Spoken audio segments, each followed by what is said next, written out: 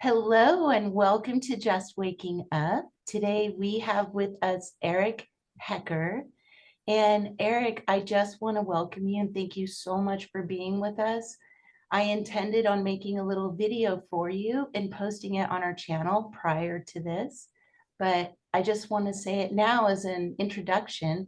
Um, Eric Hecker has spent time in Antarctica and is also an experiencer.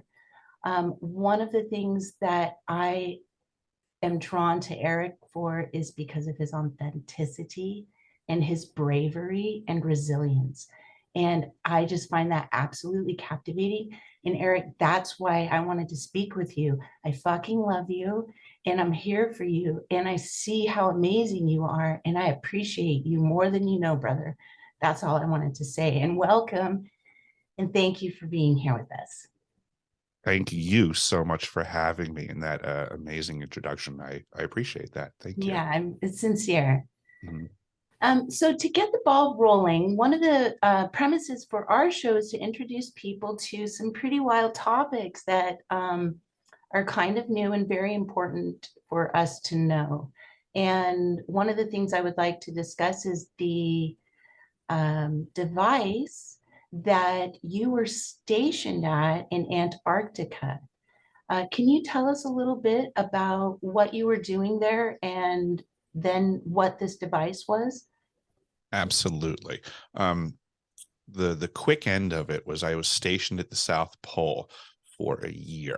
Um, Effectively, my skill set that was being utilized at the time was plumbing and heating was my career up until that point. And I was contracted in that capacity, but I was functionally doing the job of what they call a utilities technician, a UT, people that are responsible for all of the systems and their function at the South Pole for the summer season and the winter season, where we were left there alone for 8 months to, sustain. Resiliency is a very key word in the equation. Um, so the resilient winter crew, we stayed there and figured things out. So that was, more or less why I was there. But in regards to the device, one of the facilities that I tended to was the ice cube neutrino detector. It was ending its construction phase in 2010 when I was there and transitioning into operations and maintenance. And the elevated station, the actual Amundsen Scott South Pole station, the elevated station, was also transitioning from construction to operations and maintenance at the same time. And I think that was a large part of what in my resume had me there. A lot of people ask me, why were you there? Now, I guess through the years and looking at what I do, I had a history of dealing with construction folks and getting their service companies, service side up and running and teaching them to be productive and lucrative and efficient. So I think that was what got me down to the South Pole. Unbeknownst to me at the time was that, they were transitioning from construction to operations and maintenance. And And then that particular device, the neutrino detector, was supposed to be a science device, exclusively a science device. That's what it's presented as. Excuse me.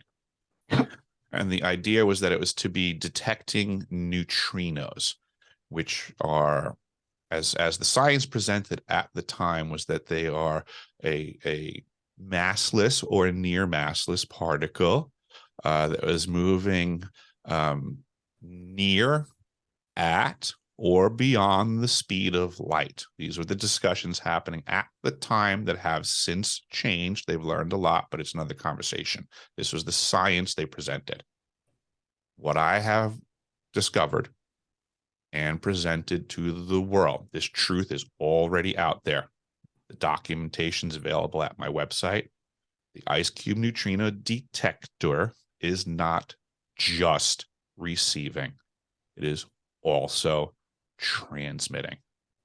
It appears to be the world's largest phased array transmitter Unless somebody can show me a bigger one, the South Pole Station seems to be the champion of nefarious technology. Okay, so I just want to let's just let that sink in for a moment. So backing up, the this neutrino detector, from my understanding, the technology was taken from an individual in the 70s. This is according to the interview with Mr. GREER. And one point that he brought up that parallels with what you're saying is that oftentimes funded programs like this or operations like this are disclosed as a passive scientific device, but also is a massive weapon of some sort. Without getting too scientific in regards to this and scalar waves and so on, that's one thing I want to point out and just have just kind of sink in a little bit, is that this was funded by the national, who funded this originally, Eric? Technically, I guess everything starts at the NSF, the National Science Foundation, is the, I guess you would say, the authority and the funding arm of the United States Antarctica program. But then at that point, things can get crazy. So, I mean, there's, hundreds of billions of dollars invested into the ice cube neutrino detector. But in this capacity, I believe that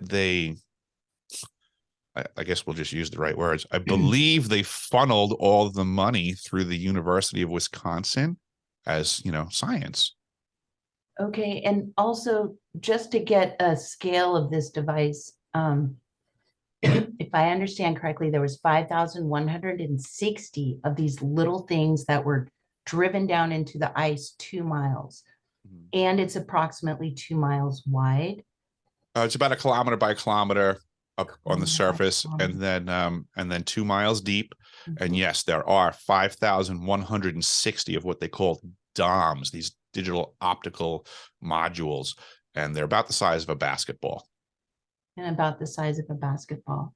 So, can you tell us what you remember? So, a key incident that happened at the time that you were there that you observed, if I'm not mistaken, please correct me if I'm wrong, that when that went from construction to operations, at that point, there was an earthquake somewhere that happened simultaneously. Is that correct?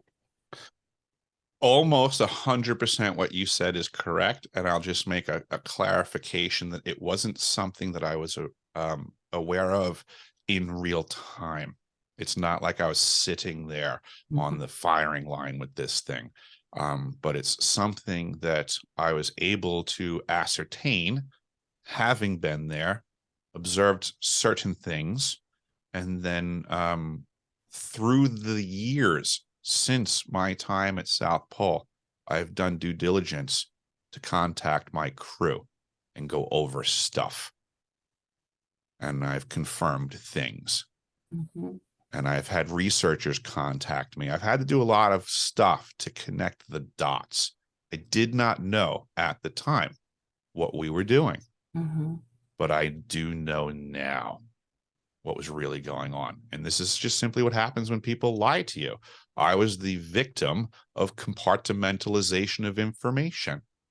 At the time, I was being lied to by Raytheon Polar Services, the United States Antarctic Program, the National Science Foundation, the United States Federal. I mean, everybody involved was just lying to me.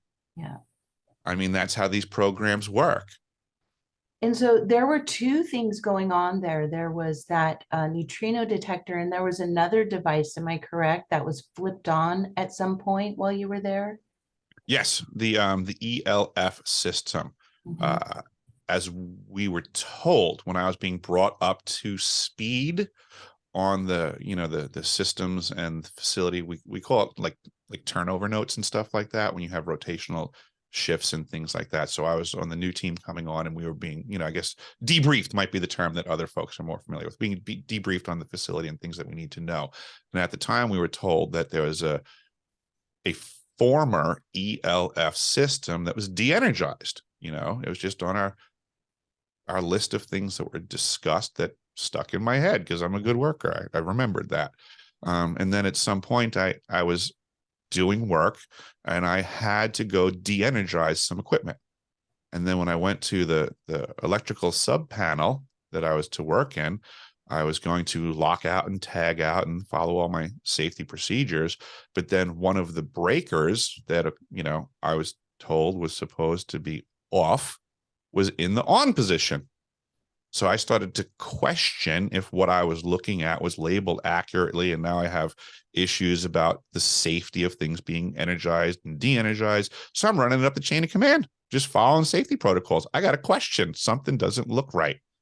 The facilities engineer came in, grabbed all the blueprints, figured everything out, traced the circuits back, and informed me that it was the power for the ELF system that's still on. And I said, but we were told that it's off. And he just looked at me and said, yeah, well, it's on. And I said, okay. Now, that was the end of the story, because at that point, it's time for me to get back to my job. He identified everything's safe, right? I have no question as to what circuit is what now. I've been told the ELF is on. That's not your circuit. Go back to the circuit you're concerned with. And I went back to my job and locked out and tagged out the line going to the equipment that I was working on, and with the full knowledge that the ELF is not de-energized. So by that device, I know I'm kind of going back and forth between the neutrino detector and the ELF, but back to the neutrino detector, knowing that that not only is observing, but knowing that it's a potential transmitter as well. What does that mean? Like, if that device is able to transmit, what does that mean to us? I'm going to go for the throat on do this it. one. I mean, this is what Go. everybody needs. I'm going to throw the worst case scenario of what we know is on the list of the many things that it can do. And this can be verified by the work of Dr. Robert Duncan, who was the DARPA scientist who is explaining to the world the mind control technologies that he himself created for what he thought was the enemies of our nation. And then he found out they were using it against our own people. We, the people of the United States, are being attacked by the technologies of Dr. Robert Duncan. I just found a location where these technologies can be functioning, and it's the South Pole Station. And it can control your mind, folks. And by control, let's just say manipulate. Just like the internet can keep slamming you with pop-up ads incessantly until you start to actually consider making that purchase. Because, I mean, how many times does the ad have to pop up before you do click it? And what if it's a good deal? Are you not going to purchase? So this is just a manipulation of pressure. And if people don't believe that they can insert a thought into your mind, study the work of Dr. Robert Duncan. Learn about Dr. James Giordano, who is effectively working with the United States government to discuss the bioethics of these technologies that do exist. The question isn't if they exist anymore. It's what can we do with them legally and ethically? That's where the conversation's at. While the perpetrators who currently have the technology that nobody wants to admit exists have it in unregulated hands. And just to add on that, if I'm not mistaken, this technology is so real. Did not McDonald's, are they not looking into creating advertising based on this technology? Yes, absolutely. There was an ad. There's not an ad. An ad. It is an article. An ad. What's the difference anymore? Yeah.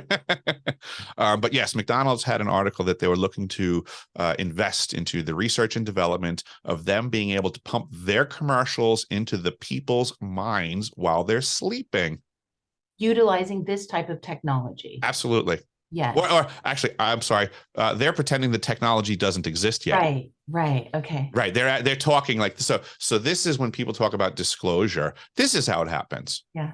Is that we the people actually pay the United States government and programs like DARPA through our tax dollars. They do the research and development to create the technologies that they then charge us back for. Yeah. It's a total con job. Yeah. And in the meantime, they then rape us with these technologies. Because if anybody thinks that McDonald's is about to get this technology, if they think McDonald's is the first one, Right. not the last one to get their hands on this, you're a fool. Yeah. Now consider if McDonald's is the last one to get their hands on this technology, who's been using it for the last 4 decades then? Does everybody really think that the dreams that they had for the last I'll be kind. Let's say the last 20 years. Let's say only the last 20 years. Okay, now consider those weren't your dreams. Now what? Because the technology's been around that whole time. Mhm. And there's plenty, you can go right to the CIA.gov website and you can do Freedom of Information Act requests, and you can find out all the government experiments that were going on with participants that were United States citizens, and it was unbeknownst to them. I want to point out that everybody can go to Eric's website at decipheringtv.tv, deciphering.tv. I'll put the links down below. Much of what he's speaking about, he has documentation on his website. You're welcome to go and look through his archived material. The documentation for what he's speaking about is there.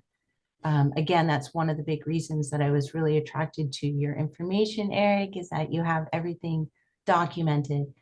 Angelica, do you have any questions? Please, Eric, finish.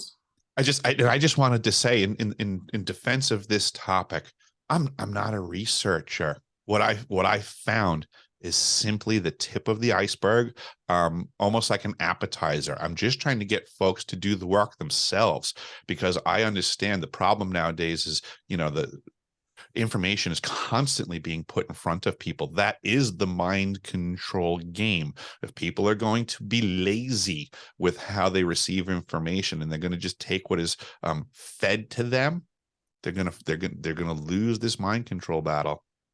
They already have, if that's who they are. We're in the throes of this battle, and if people don't step up and start doing the work and getting the answers to their own questions, Yeah. we're in a bad spot. Yeah. Yeah. Humanity has to step up for itself. Yes. Angelica, do you have any questions? Yes. How long ago, Eric, you was there? Like 10 years ago? Almost precisely. I was in the South Pole from November of 2010 until November of 2011. Now we are 2023. It's like a long time. Do you think the device, if you fly up, you can see it? You can see these balls? You can see the surface building, but the vast majority of the items, the array is it's below the ice. So there's a superstructure on the surface where all the cabling and everything comes up to the surface and connects to the server system. But the DOMs, the 5,160 DOMs, are all strewn about in the ice. And what do you think? Why they take South Pole and no other part? I think there's probably, it's many reasons. The remoteness provides a benefit. I believe that the southern pole of every celestial body that we look at, there's something to do with gravity. Okay. When NASA was going to the moon, they learned that they had calculated errors and that something was off in their understanding and calculations of gravity. But what they did learn was that they could do a workaround and simply go in and out through the South Pole, and it made a difference. Mhm. So I believe that in the big picture, that one of the reasons we have a facility at the South Pole is that I don't doubt that this is some sort of a standard, that anything coming in and out of the planet's atmosphere, magnetosphere, whatever you want to call it, intelligent folks that want to do so efficiently would do it from the southern pole of a planet. Okay. It's not something that I know why, it just seems to be observable. So I think in that observation, I think we put an observation place. You know, what are your thoughts on, back to the passive nature of that device? I noticed that Mr. Greer talked about that when the neutrinos were active, it was a possible indicator of multidimensionality transfer in some way, or I thought that was fascinating. And then two, I don't know if it was you or somewhere, I don't know if you brought the point up, but at the same time too, going back to it possibly being a weapon, knowing that something is traveling in those interdimensional realms, that too makes them like a bullseye for a possible target. So it could be noticing that interdimensional travel, and two, at that point. So it's just interesting, this device. Yeah, I think it does do all of these things. Again, I think this is where people, like, they need to change the way they think about weapons. Yeah. You know, when I'm saying this is a directed energy weapon, I think people are accustomed to a weapon being very singular in its application, like a knife can cut you, like, you know, a gun shoots you, you know, but they're all very specific. You know, you got different types of guns and blah, blah, blah. Directed energy weapon systems are a whole other beast. And it is literally what Dr. Robert Duncan, the creator of this device, they refer to it as the beast.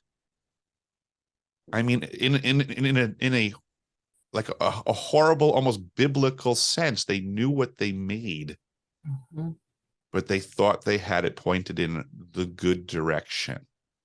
But now the beast, this multifaceted, multi-headed beast, does all of these horrible things. Yes. We have with infection, with the other I think we don't, like a normal human IV, okay, the gun, the knife, but infections too, like a different kind of sickness, I think they're guns too, because they can kill us totally with no problem. It's so fast, more than absolutely. And the knife.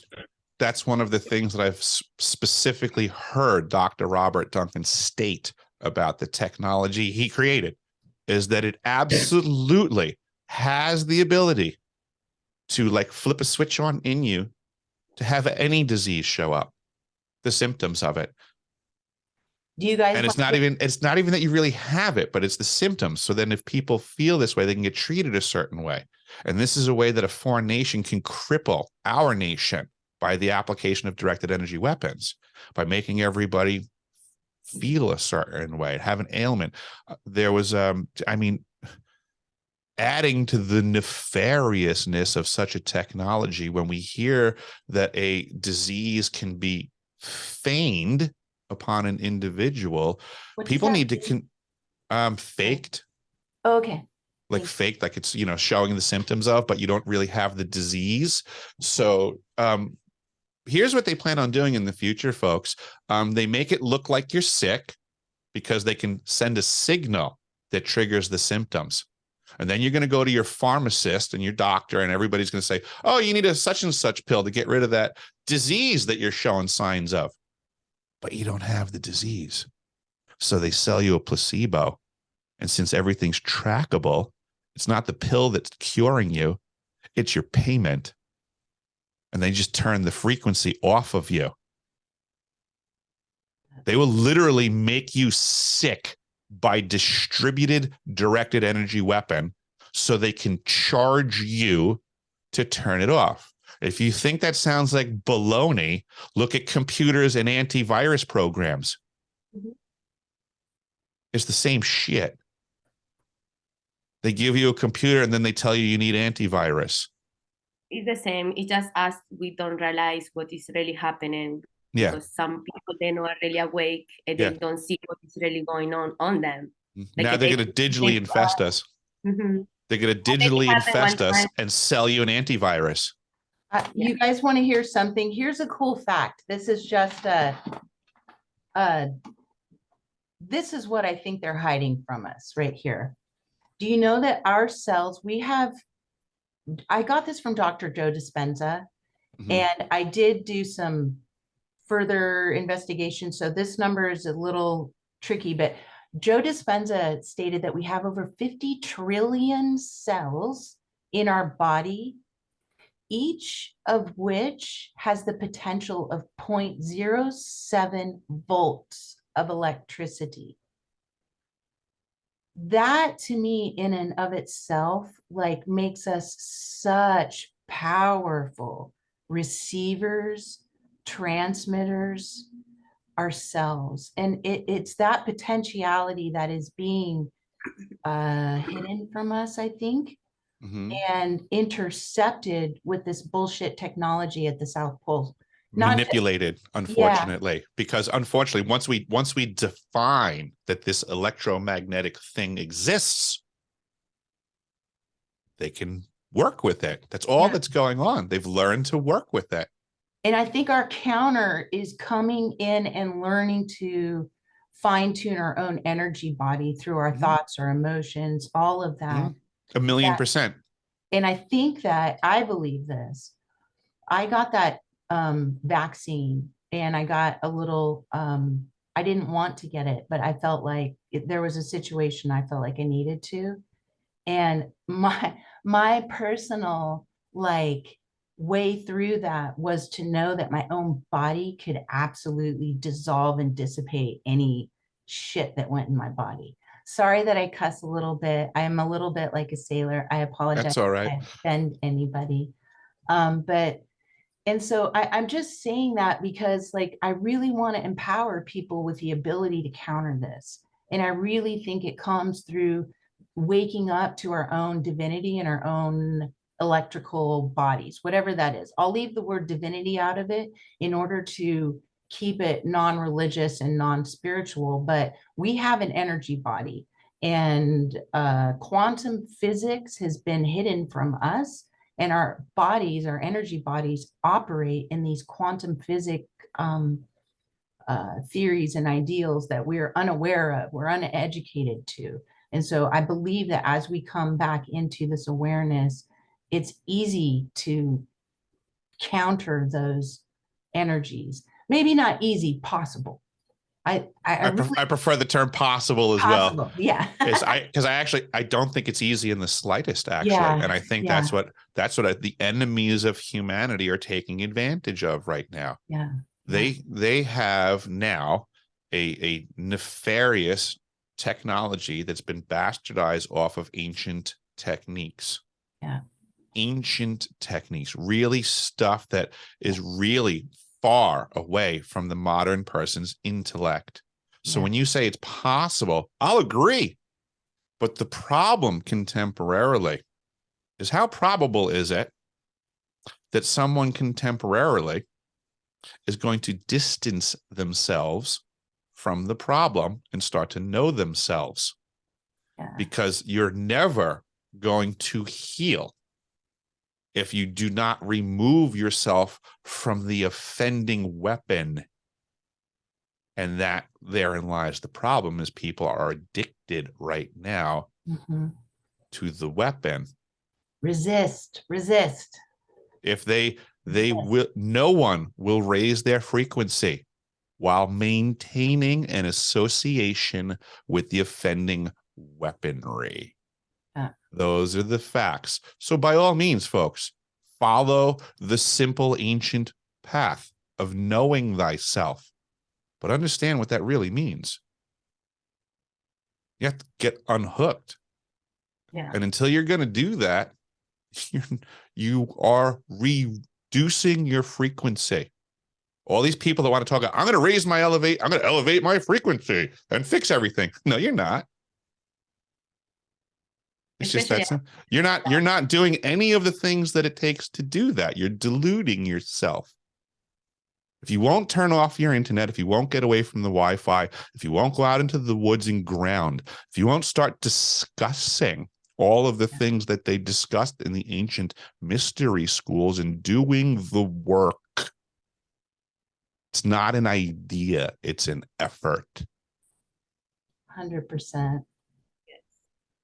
Oh, Yeah. well said, Eric. Angelica, do you have any more questions? Because I wanted to ask Eric about another topic. No, I'm fine with my question. I just was thinking the only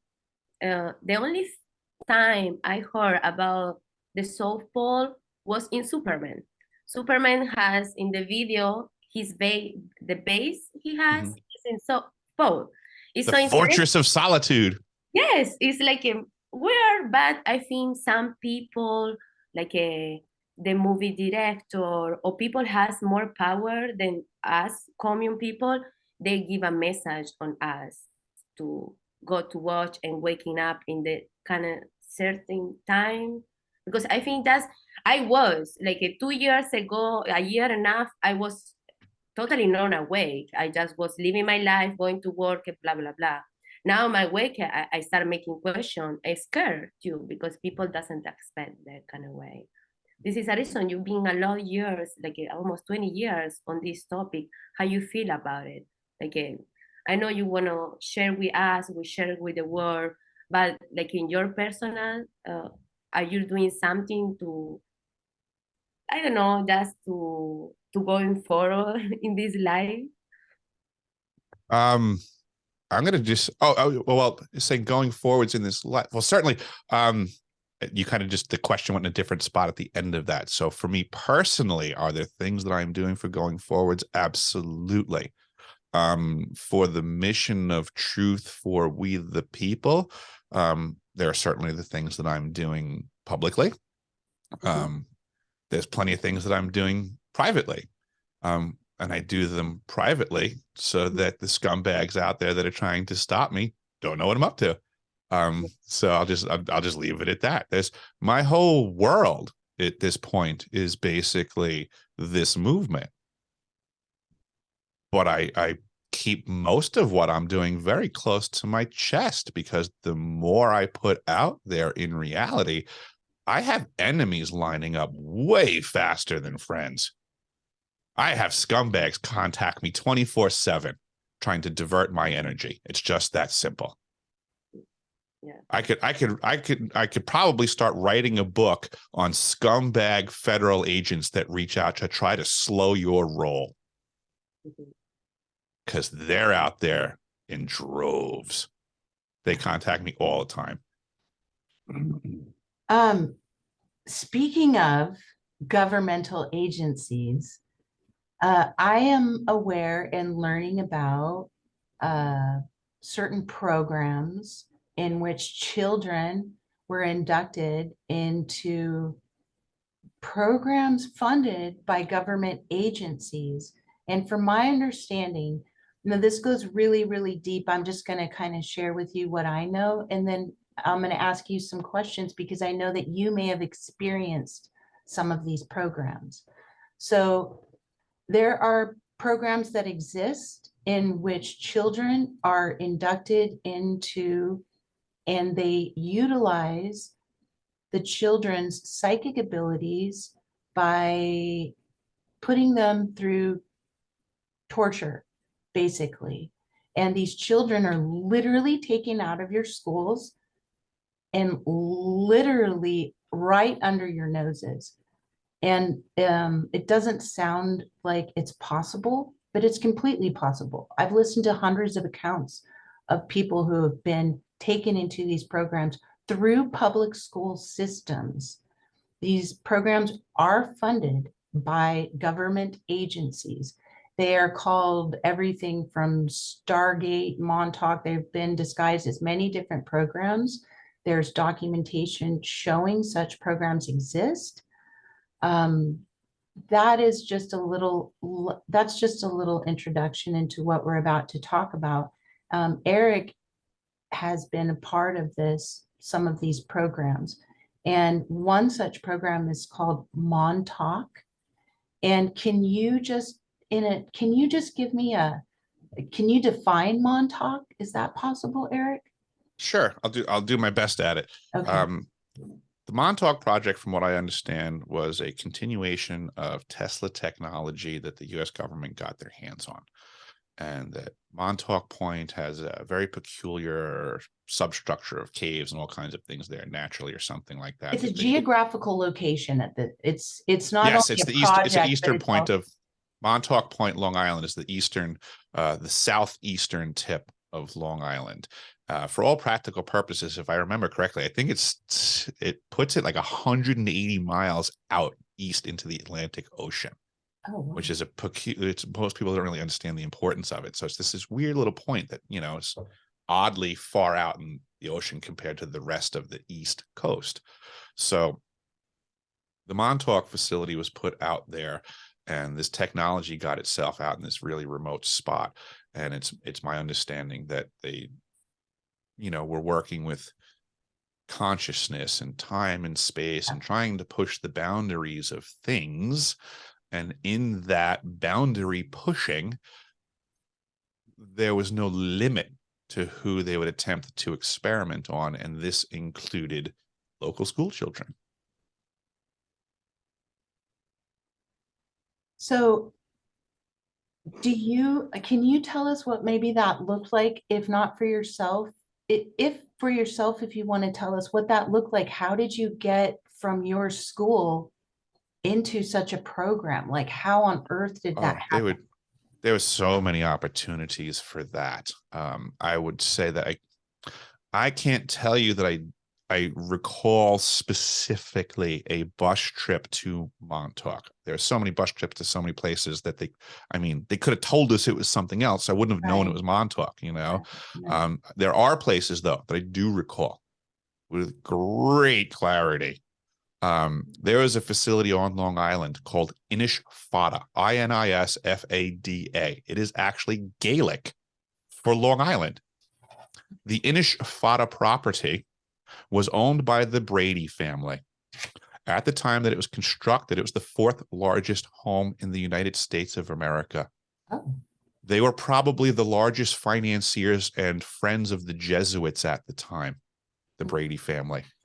When they were done with this extremely ornate, and by extremely ornate, I mean all of the children's fables of the MK Ultra genre were carved into the walls of this mansion that was destined to be a home for boys run by the Jesuits. It eventually became the St. Ignatius Loyola Retreat House, the founder of the Jesuits. And it was in that capacity that my school used to bus me there for what they were calling retreats. And they were not retreats. Yeah. It was MK Ultra programming. It was child abuse. It was sexual engagement with females from other schools, other Catholic schools. And we were to perform in front of crowds of adults. That's what was going on. I love you, Eric. Just want to tell you that. And I want to tell you thank you. Just thank you. This right here, right now, is like, I just wanted to hug you. Okay. So in regards to that, children are and have been taken away from school systems by nefarious peoples, not only for those type situations in which they were putting them through sexual trauma. There's a technology to that, Eric. There is something that to it. exists. And do you want to speak to that just a little bit? Because I know a little about it. And by that, I'm talking about disassociating or the technology behind. I know that there's a couple of things. There's Mhm. like a Lucy aspect to it, you know, and Mhm. then I know too that all people that went through these secret space programs were subject to sexual trauma.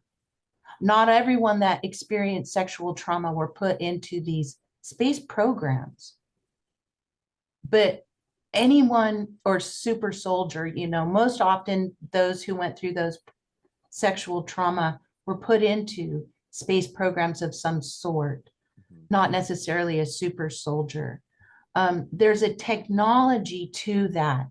By subjecting a child to traumatic experiences, again, the way that I've seen it, there's a Lucy aspect to it. By that, I mean that the nefarious controllers are, there's something they get out of the energy Mhm. of the moment. But two, by your energy body being subjected again to this, there's something that happens, I think, that there's a disassociation. Do, do you know, can you speak to that a little bit on Absolutely. why they would do that? Um, they're they're they're looking to manufacture the dissociation that you're mentioning. It is a technique. It is my belief that this is so profound in our society. Okay, folks, have a seat. Hold on to your hats. There is a system that's so pervasive in our society. Every child's going through this. Everyone's getting molested in some way, while an aptitude test system checks for how they're dissociating and in what direction they can now be best utilized. This Oh, has been going on for a few decades now. This is part of being on the farm, right? It's like going into the military. They have an ASFAB test when you join the military. And it's just kind of like, are you going to be good at mopping floors or fixing computers? The military doesn't care. They're not kicking, they're not selective. They're not trying to keep people out. They just want to know where to place you. We live in a giant 1984 Orwellian animal farm. We don't know who's in charge, but we can look at the processes around us and realize we're corralled and being tested and placed. And I'm just suggesting to people that I'm special only in as so far as that I'm recalling the process that most people forget, because that's what the trauma also does. Most people have been abused and traumatized enough. Let's just put it that way. Enough for the system to say, we've done it enough. This one's dissociated effectively. We've now made a new clean slate with all of these identities that we can work with. And that's the goal, to manufacture a dissociated mind. So it's a level of expanded consciousness, so to say, that they're going to play with and manipulate. And this is the state of the world that we're in right now, is most people have no idea that this is who they are right now. But if you start paying a lot of attention to the people around you right now, all of the people around us are suffering from dissociative identity disorder. I now refer to it as, they used to call it bipolar disorder, or I'm sorry, MPD, multiple personality disorder. Then they went to dissociative identity disorder. But now, folks, because of the technology that exists, we're going to have to switch the acronym to IDID. It's induced dissociative identity disorder. That's the new term that nobody wants to hear about. We're all going nuts. But it's because there's technology now that can intrude your mind and everyone else's ideas in the waking and sleeping state. And if you don't know thyself, you're already losing the battle.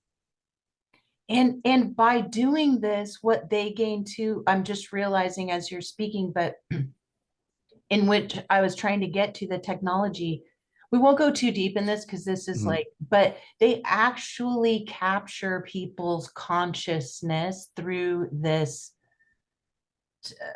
through that type of torturous situations. Like there's an ability to capture your consciousness, and with your consciousness from there, they utilize in other places. I won't go too deep because that's a whole Understood. Yeah. other realm. These are all the things that it can do, and people just Yeah. need to understand that it can do it, right? So it's Yeah. like, in a way, I get that people want great explanations in detail and stuff like that, but it's not the time. Right. Imagine if like everything was peaceful way back when, and all of a sudden, one nation came up with gunpowder and guns, right? And rumor hits the streets. Oh, they got guns over there and this new thing in gunpowder. And it would be so new that a certain portion of people would be like, that's ridiculous. What are you talking about? Prove it. Well, I can't prove it. Well, guess what? The people that don't believe in guns and gunpowder will suffer those that have them. Yeah. Those are the facts of life. Can I go back Mhm. to your experience at school? Mhm. Yeah, And absolutely. how you were selected? This is really important because I want parents to be aware of this. This is crucial because once I started realizing how they were selecting the children, there were certain aptitude tests that you just mentioned. I didn't even think that they were at that time testing for disassociation. Makes sense now. But you spoke about certain tests to include eye drops, all of these things that they were putting you through to determine whether or not you were a gifted student, quote unquote. This was part of the process. Yeah. The eye drops were, I believe, to induce a particular state.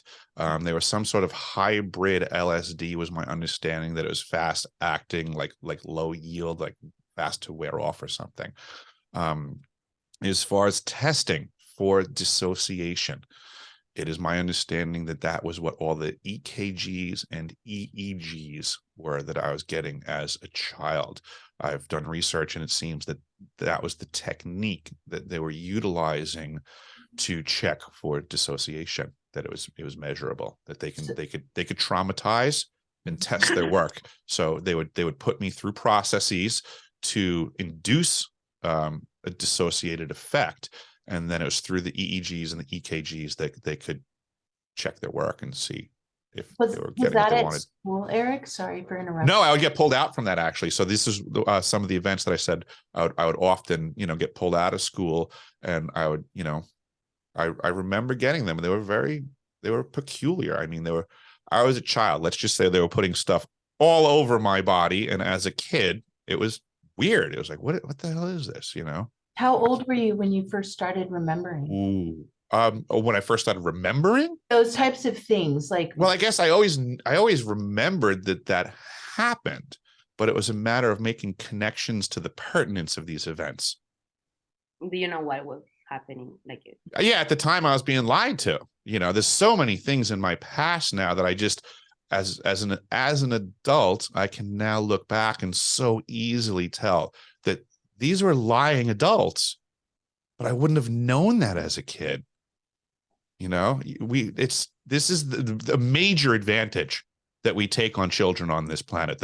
I should say, not we, the horrible bad people on this planet take advantage of the innocence of children, believing that adults are good. it's not the first time we hear. This drives me apeshit bonkers, actually, that as children, right, we come into this world and we think that we're presented that if we work hard, we're going to grow up into this world of adults that are trying to do good for each other. Are you shitting me? That's not the world I grew up to. I see a lot of scumbags at each other's throats. So with that being said, the children of our world are oftentimes taken advantage of by said scumbags. And the first step that they take advantage of is just simply that relationship of like, hey, kid, I'm a good adult. I would never do anything to hurt you. And our adults believe that BS because they were trained in it as children, and they then take their kids and send them to schools that they believe are staffed with well-intentioned adults.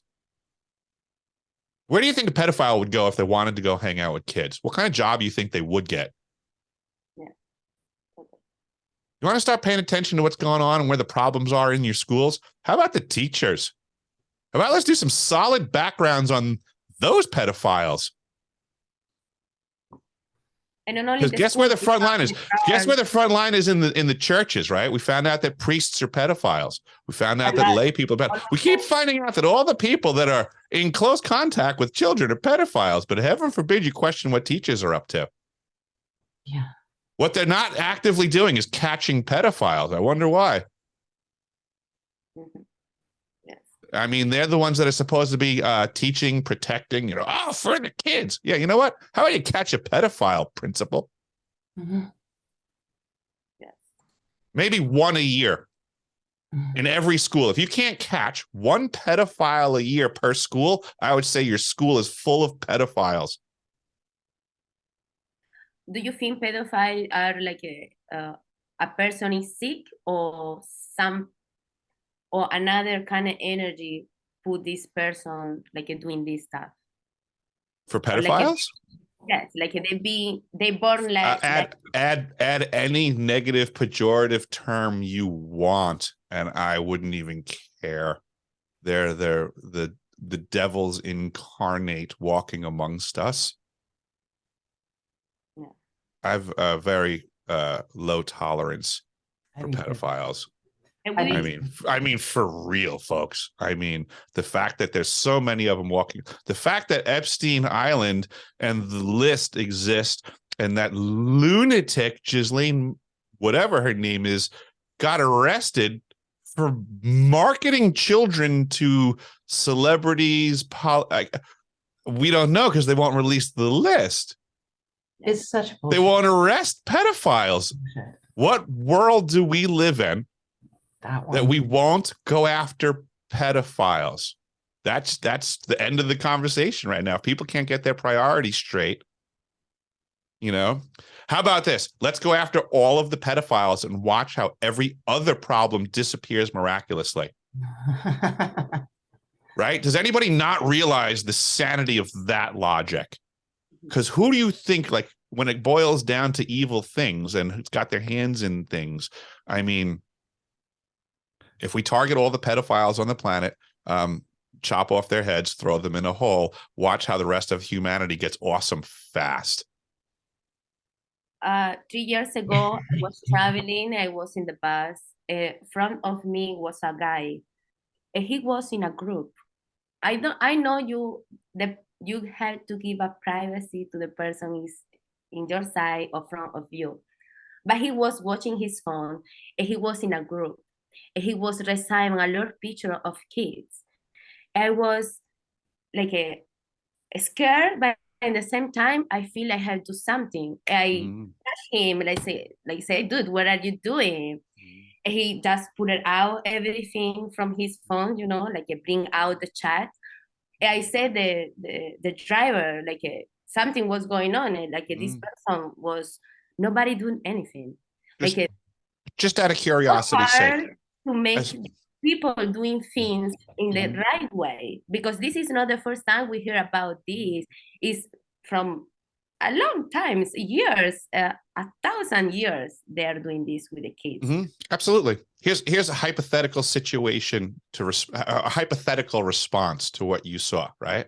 Yes. If you see somebody on a bus and they have a cell phone and they're looking at kiddie porn, yes. Take their phone and smash the snots out of it and dare them to call the cops. Yeah. Yes. Like right? What are you going to call the cops and tell them I smashed your pedo phone? Yes.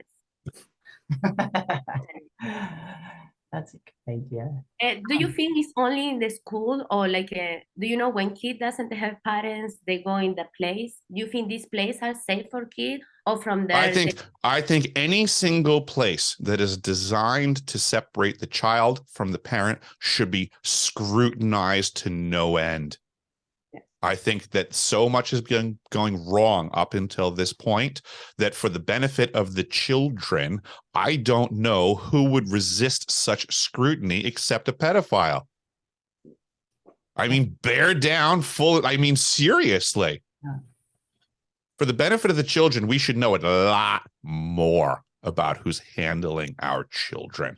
There should be more accountability. There's a law being discussed in New York right now. I just saw an article this morning before I spoke to you folks. The actress that played Nellie Olson on Little House on the Prairie is fighting in New York to change a law, because in the state of New York, there's all kinds of penalties for if you molest someone else's child. It's a felony. You can go to jail. But if you molest your own child, it's not a felony.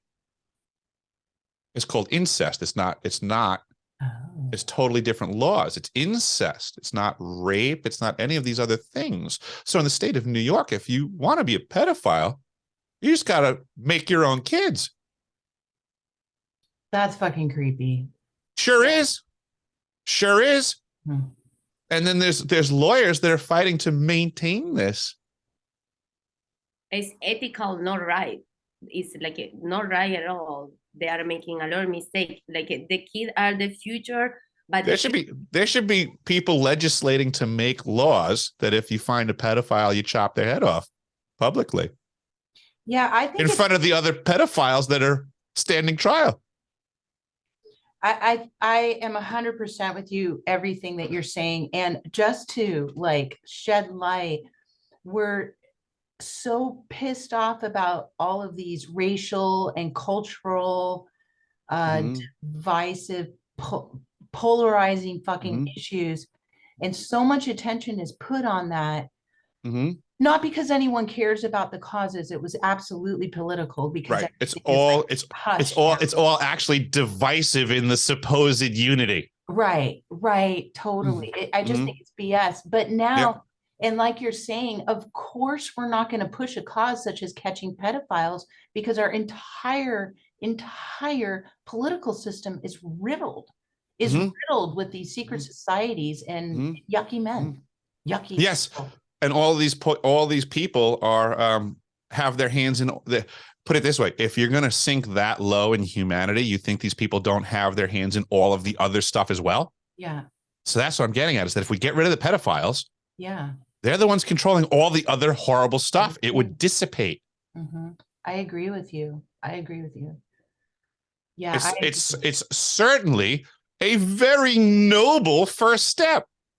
You know, here's something, if people want to unify between races and religions and geographies and all these different things, you want to unify. How about we all unify about, let's protect the children. Yeah.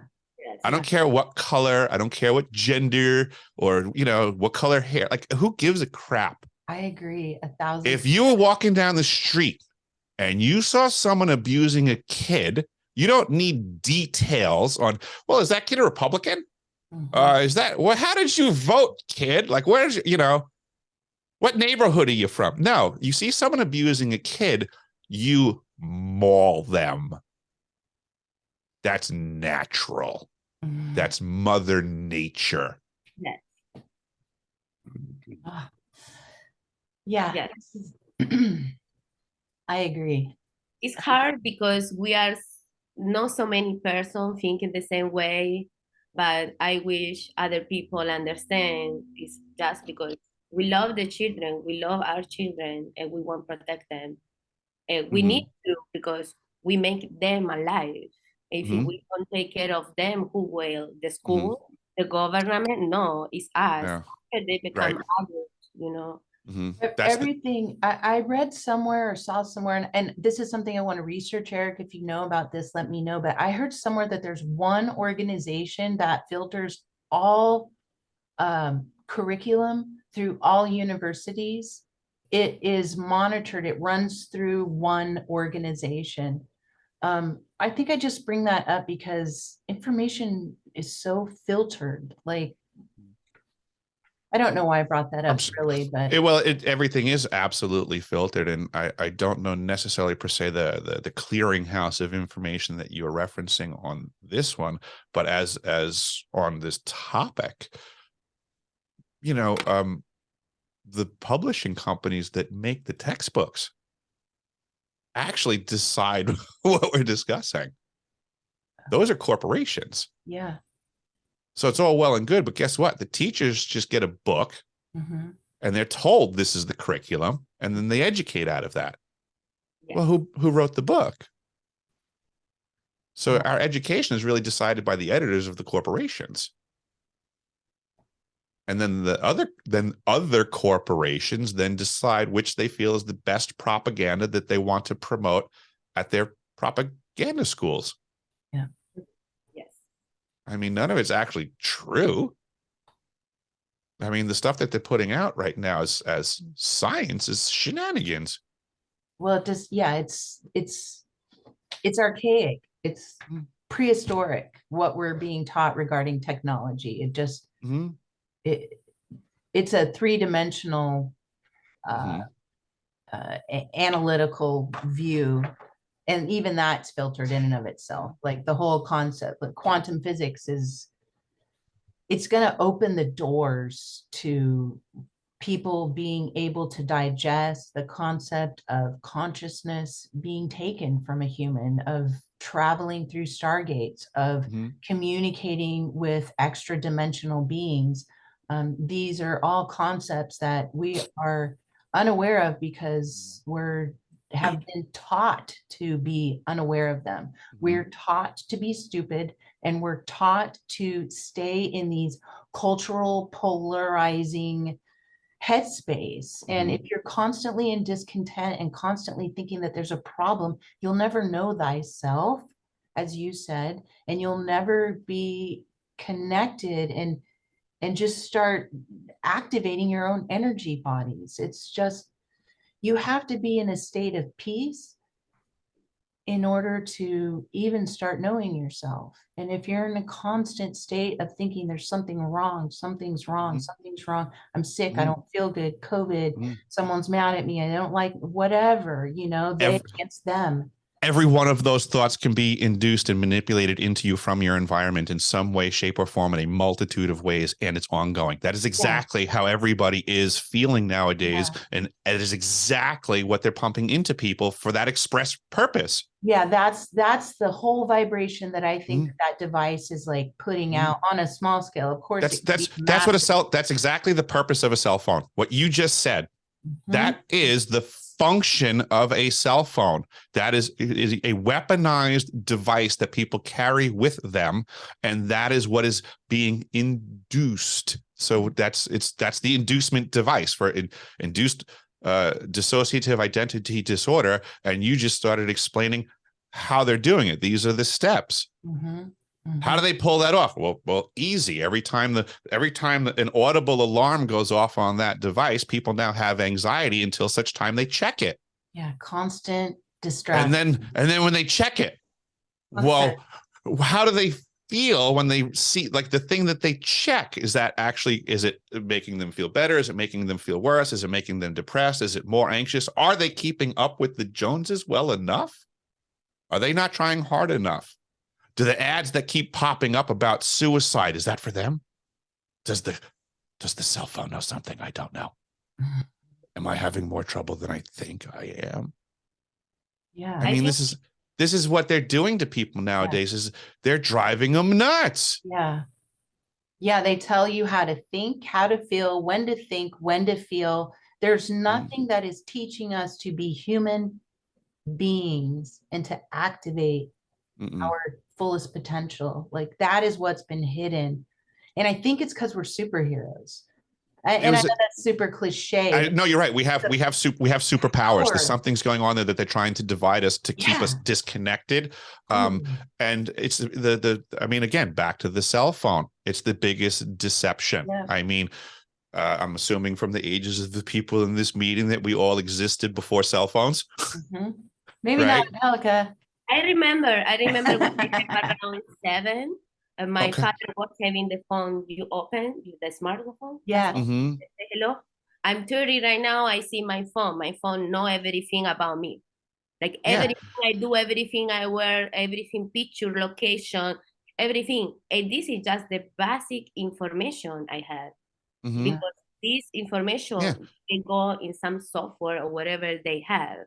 We were told that this technology, like the propaganda, was how all of this convenience was going to make us so more connected with our friends. And it's not Our true. friends, our friends that back then, the split second the phone rang, they would pick it up immediately for a friend. Yeah. They would risk having to talk to a stranger because if they didn't pick up the phone, they might miss a call from a friend. Yes. Now that technology that was supposed to bring us closer to those friends has done the opposite. Yes. Those same friends will not answer the phone if you call them. Mhm.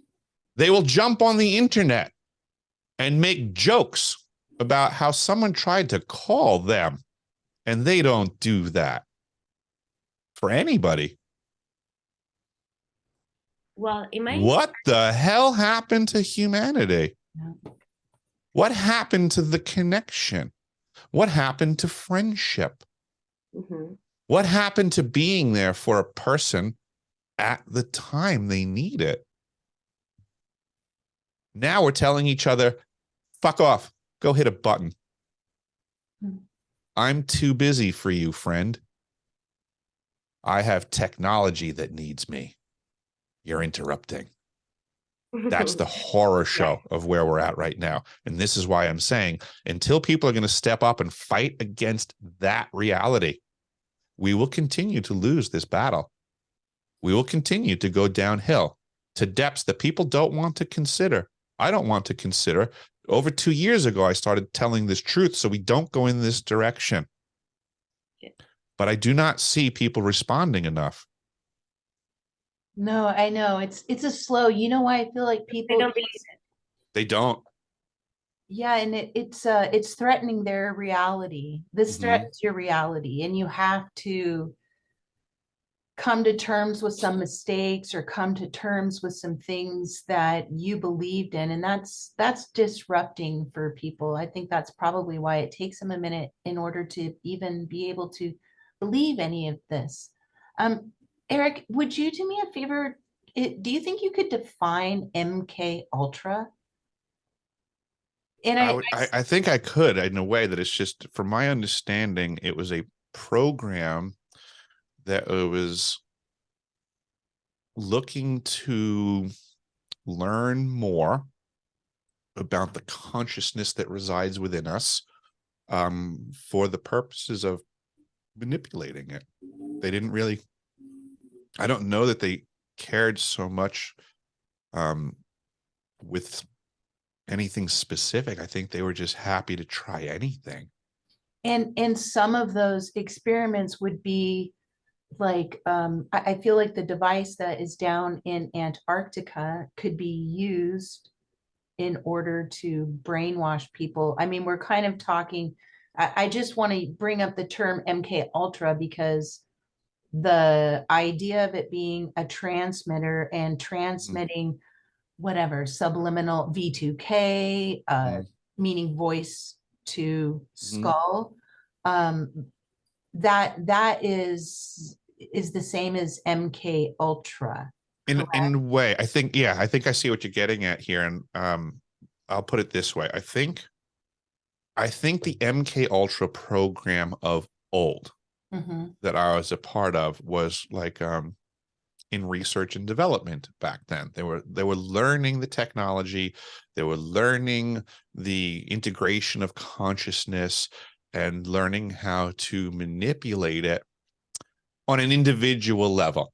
Right. So they would say, it would be, at the time, it would be MK Ultra technology and research development versus me, so to say. Right. Oh, and now they have to figure out what they're going to do. And it's on a one-on-one exchange. But the purpose of that was always more. Once they get an individual dialed in, well, now another individual, and now that is, and then crowds of individuals, and so they scale things up and expand the scope and invest more. So I think the MK Ultra program was just the stomping grounds of agencies learning how to manipulate consciousness. So nowadays, nowadays, this is the technology at the South Pole Station it's just the extension of that work. Now they're traumatizing everyone by switch from distance. They used to need to take an individual, bring them to a location that had technology, and then they would attack them with it to get the result they wanted. Now they don't need to bring you to the technology. They located it remotely. You can't get there, and they can turn it on, and they can impact every single consciousness on the planet. That's where we're at now. That's what's changed since we were children. Yes. I saw with my brother. My brother is a military. He is in Venezuela. And when was Chavez up the government, his mind was totally changed. I can talk to him because he was so straight what he was doing, and like for what he was fine. Now it's a little different, but in that time was really hard. I think they being changed mind, conscience, and everything. It's not the first time I heard.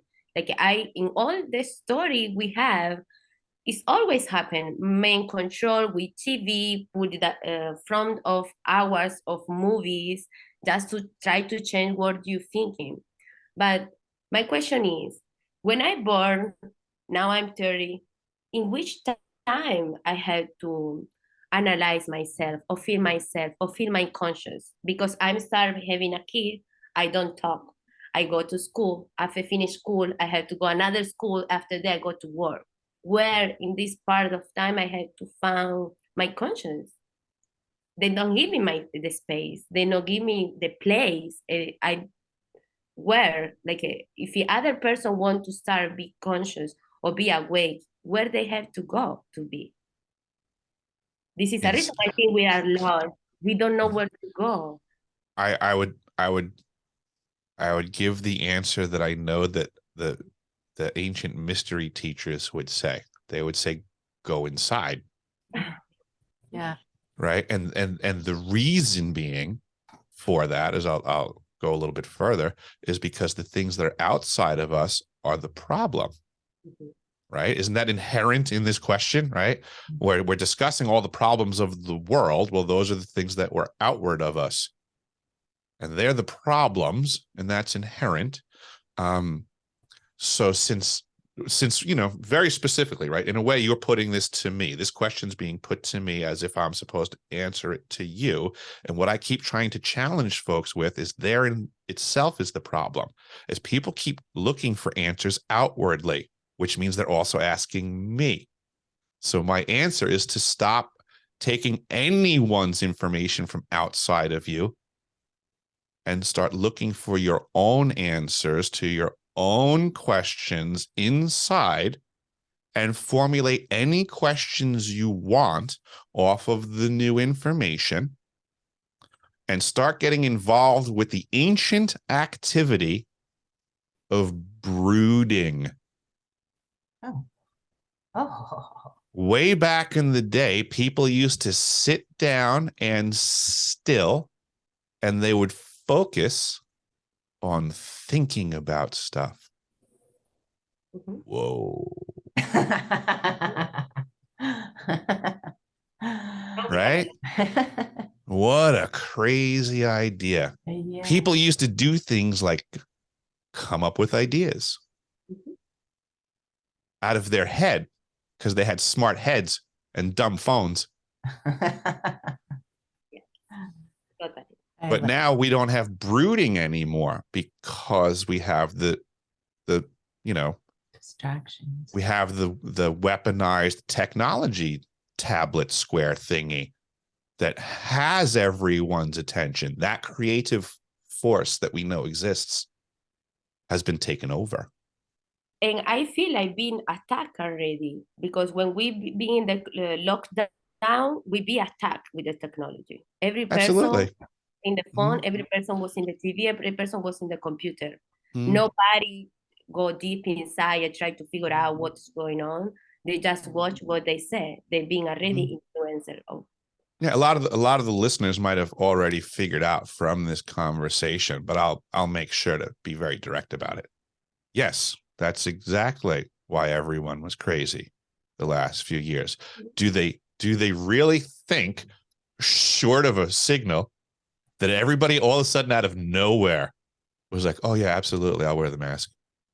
Oh yeah, absolutely. Sounds like a great idea.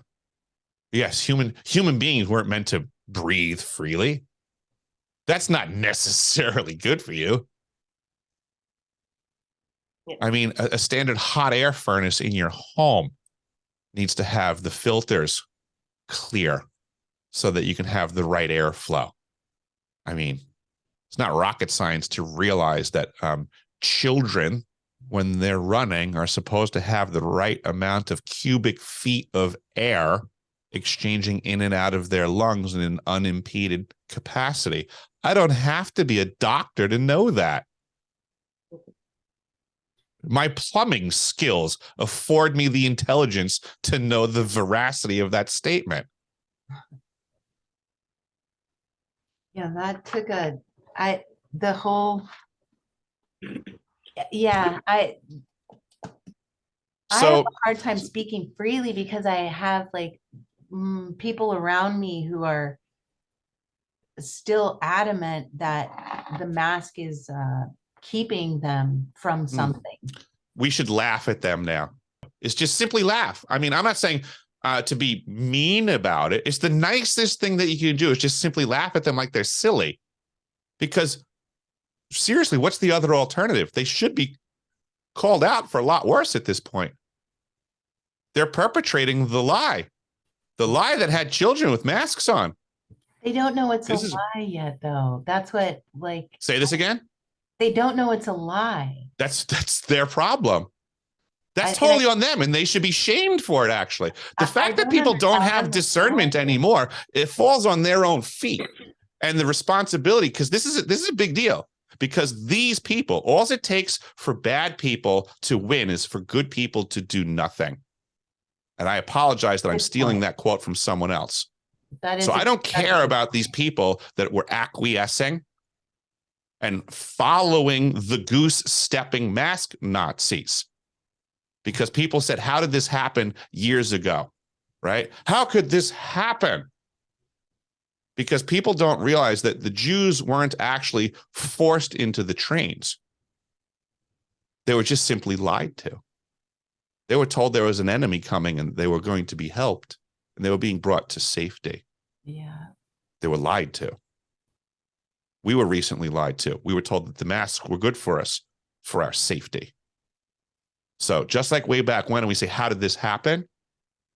I'm not trying to be mean, but it's these people that are still wearing the masks, and they should be outed like brown shirts until they amend the error of their ways.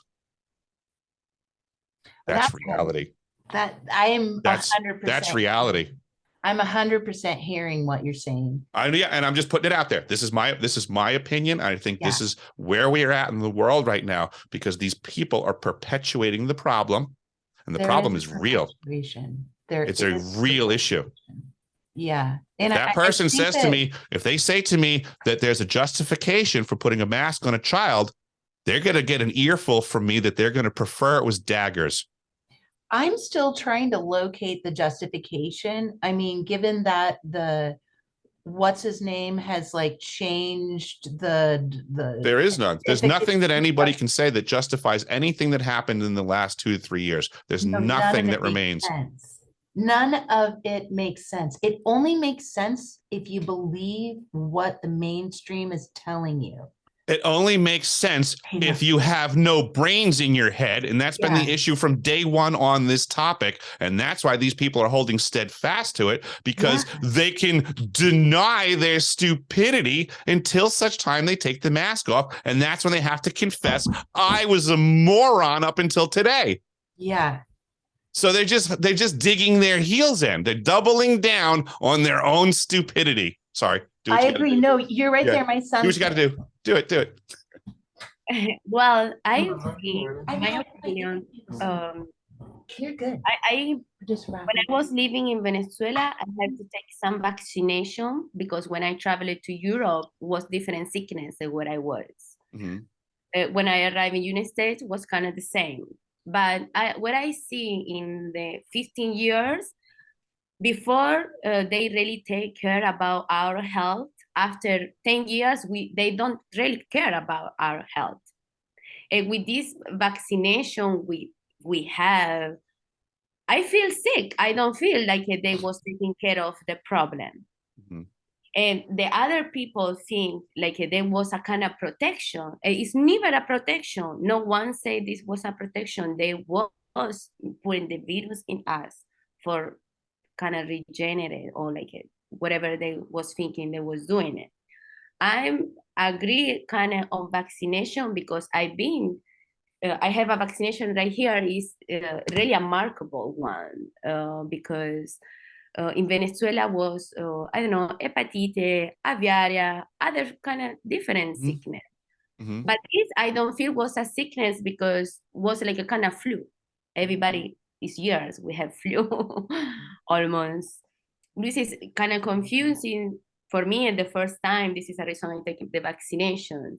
But now I will never go and take another vaccination because I know my body can totally defend of other external sickness with no problems. Yeah, there's a lot to be said for just proper nutrition, but you don't find Western medicine ever discussing that. Yeah. That's like 99% of your good health comes from good eating. Well, the system would crumble if we were well.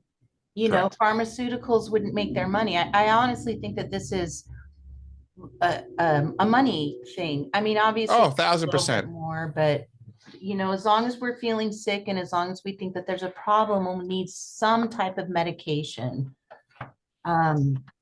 We could fix most of the problems in the United States if we, you know, people talk about, you know, communism, this and providing that. And you know what? What if the United States government took over food production, made healthy food, get rid of all the industries that are profiteering off of people's right to eat? What if there were government farms that just simply made actual nutritious food, and as a taxpayer, the food was just simply distributed? You know, for a while, people were talking about the Affordable Health Care Act, but I have a right to health care. Well, if you got a right to health care, how about you got a right to food? And if they're going to distribute health care for free, how about they distribute food for free? And if it turns out if you distributed healthy food for free, you wouldn't need to distribute free health care. Yep. What do you think is cheaper, a cabbage or cancer treatment? But which one are they trying to sell to everyone? I just, that's the whole.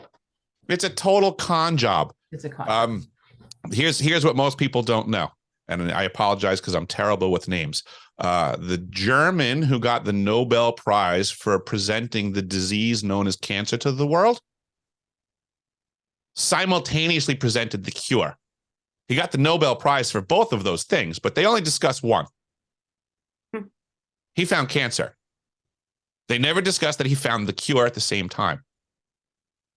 Who the hell is Susan Coleman and what's she doing with all the money and pink ribbons? There's a cure for cancer. It's been there since we found cancer.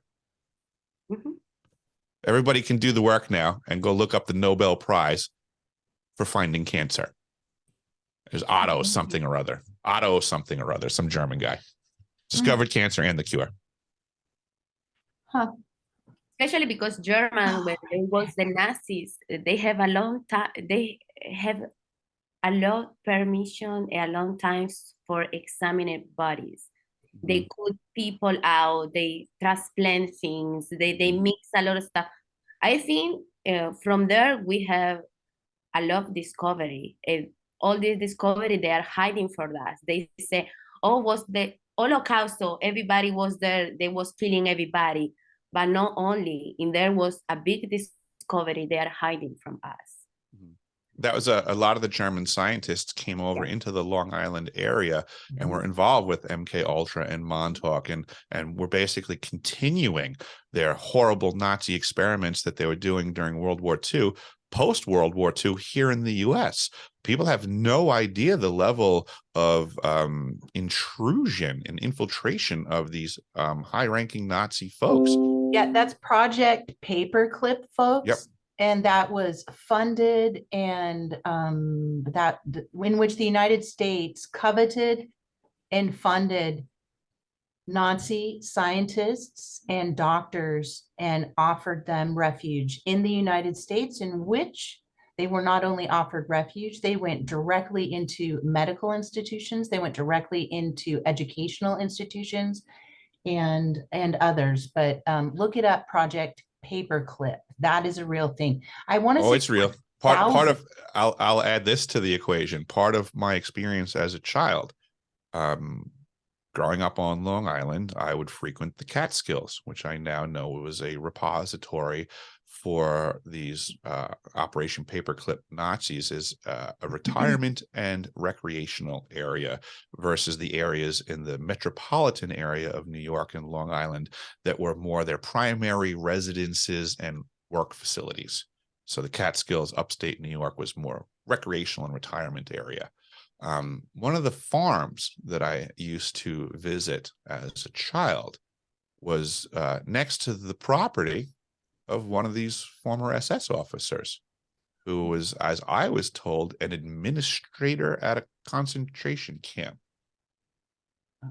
He just did paperwork, I was told. He is a good Nazi, I was told.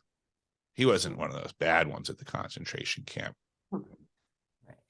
And oddly enough, in the grand scheme of post-World War II peculiarities, on an occasion, I was shooting bumper pool as a child with this former SS officer and one of his former Russian prisoners, which to this day I can't begin to tell you how odd this is. But as the Russian was kicking his butt in bumper pool, the German, in due form, screamed at him, "I should have killed you when I had the chance." Oh. But I was told he just did paperwork. Yeah, that just adds a layer of just, there's so many things that we need to accept as reality and accept as truth. There's just so many things. I've spoken to my father about a bunch of the peculiarities that I'm figuring out from my childhood. I brought up this conversation, what happened at the, pool room and stuff like that. It was, I mean, in and of itself is not really a big deal. But I said to my dad in this conversation, because, I got to chuckle out. I said, Dad, some people might say that it's not a good idea to let your kid hang out with a former SS officer. That's just as simple as that. How did that even come to be? Was it like a public place? It was in the basement of another friend's home. Oh, okay. Neighbors. Just neighbors hanging out. People, these are the circles that I was in as a kid, that I'm learning to, decipher my experience. This is why I have my website. I'm trying to reconnect the dots, because what I was presented as a child was a very complex picture that I was being misinformed, disinformed, manipulated, controlled, traumatized, fractured. I mean, this is how it goes. I was caught in the middle of it all. Do you have any friends that you grew up with that you think were subject or like exposed to these programs as well? Yep. I know it. I just, I mean, there's not really much I can do with that. Sure. Yeah. I would like to say that I would chat with them on it, but I have no idea where their head is at. Yeah. I would say I would love to talk to them about it if they wanted to. If anybody I know out there, if you see me and we went to school together and you want to chat, you can reach me at decipheringme369@gmail.com. I'd love to chat, but I would never bring this information to them. I would not crack that door on someone. It's a lot. And nobody can come and say it's not true, because we know our mind is totally can be programmed. We can be manipulated. Oh yeah, Yeah, like absolutely. And that would it would actually be hard for me, because if I brought it to someone and they were, which I would expect them to be in full denial with no recollection. That's what I would expect. Like if I went to anyone, I mean, that's what the program's supposed to do. You dissociate, they make an aspect of you that just goes in another direction and is basically like, screw that guy that got screwed with. I don't want anything to do with him. So, I don't really have any expectation of anybody saying anything to me other than you're out of your mind. That never went down that way. I mean, that's not true. Yeah, I mean, that's what I expect them to say. I know the people that got pulled out of the classroom with me to go to the library. I would just say that we were all getting programmed and processed in a certain capacity. I know what happened to me, and I can assume similar things happened to them, but it might have been different things going on. I can't speak for them.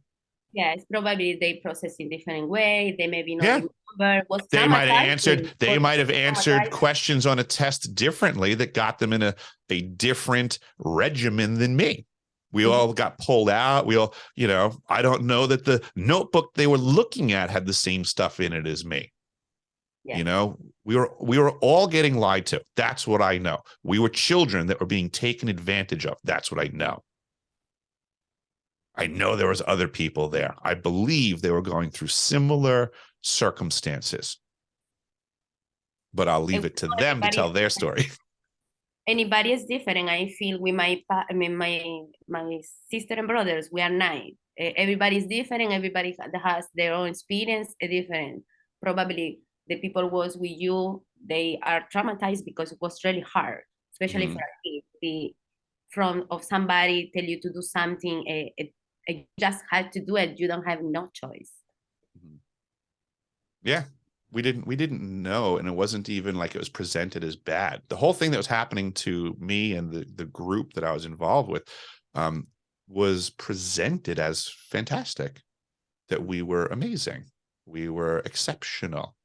So it was like a massive ego boost for a child, especially in an environment where I wasn't being treated that well regularly. I mean, for real, I was not in an environment where I was being having great days as a kid, so to say. It was a rough community. I was in a dysfunctional home. To have have a bunch of adults. Here's that trick again: the adults and the kids. Right? As a kid, I thought all of these adults were good people with my best interests at hand.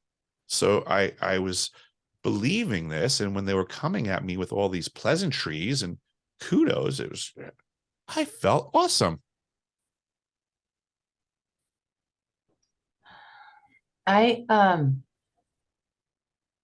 When you talked about like a lot of the things, not a lot, but some of I don't remember where or anything, but the reason why I asked about those eyedroppers is because I remember getting those eyedroppers very specifically. And I remember it was not at a doctor's office.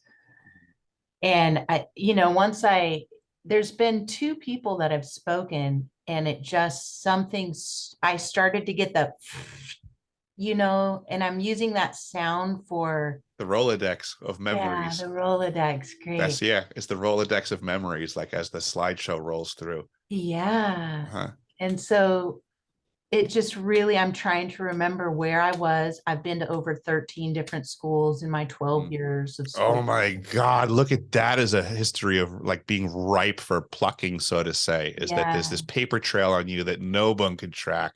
Who yeah, did what to you, when, what, huh? yeah. Where, huh? Yeah, It good was, luck remembering on your side. oh, I don't remember anything, like nothing, Yeah. but I do know that I got those eye drops, like Oh, I hands believe it. down, 100% got them.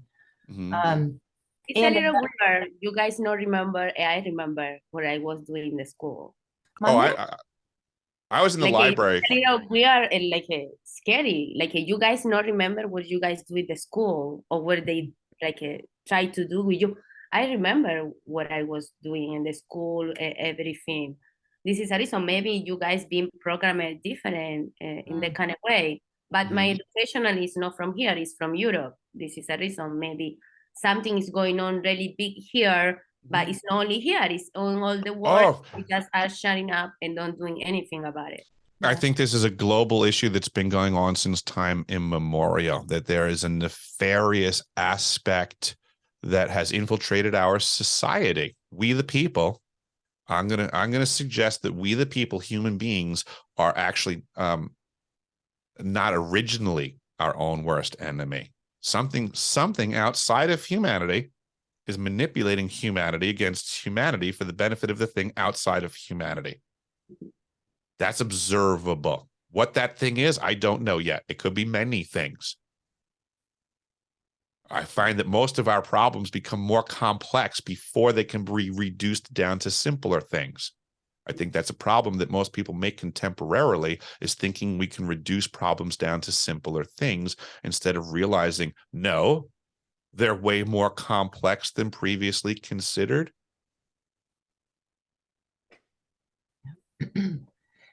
Have you had contact at all, Eric? If you don't mind my asking. I know that I you've have, seen I've something in the had, sky. I've had contact. I mean, I don't even know where to begin.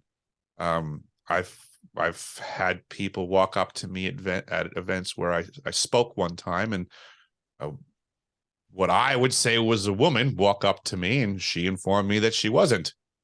She said she was a Pleiadian or something and was there to hear my conversation, to give me support for what I was doing. She handed me a book that she told me she was directed to give to me.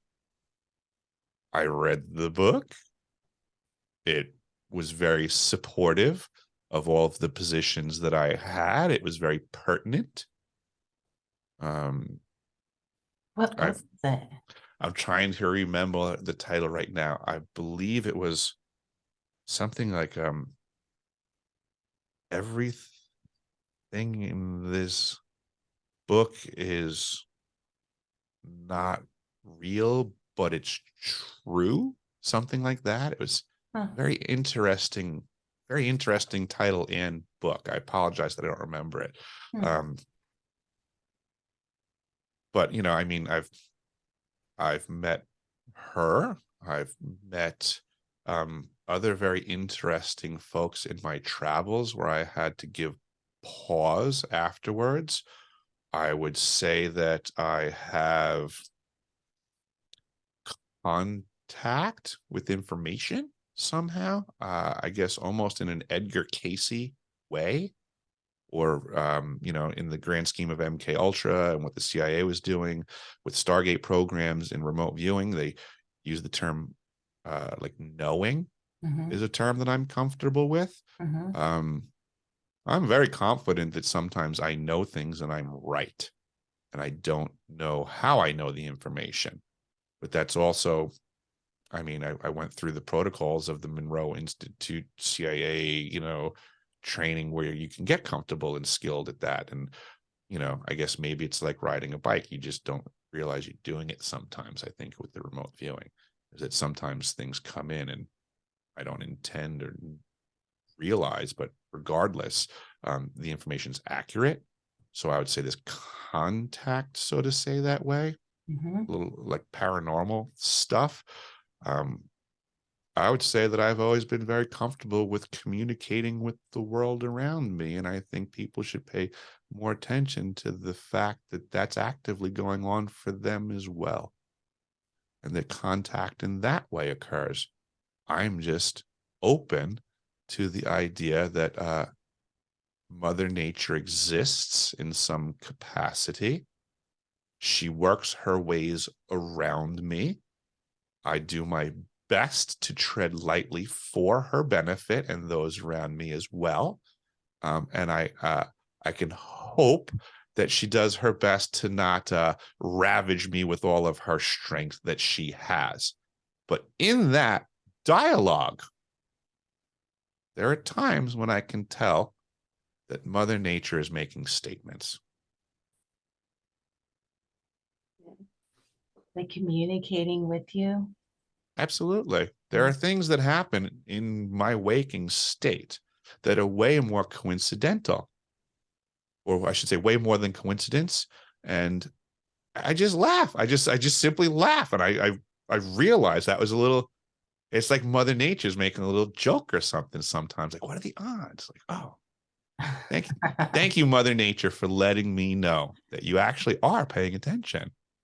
Like, that's kind of where my brain goes sometimes. It's just that it's some stupid little thing where it's like, there's no way. And I just look around and I kind of have gratitude that Mother Nature's apparently paying attention to what I'm doing. So much, like so much. The earth loves us so much. And I'm not trying to be woo-woo-y or whatever, but Mm-hmm. there's nothing that makes me feel better than being in the dirt and smelling the ground. Like I love that so much. Like I'm kind of weird Mm. about it. Like No, I love dirt.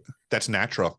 Yeah, That's natural, and that's what the enemies of humanity are trying to separate us from, 100%. that activity and understanding. Yeah, 100%.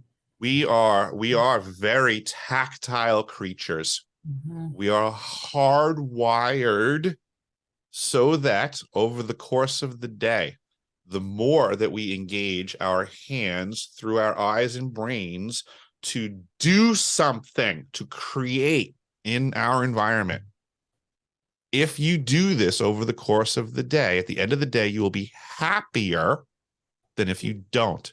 This has been scientifically proven time and time again.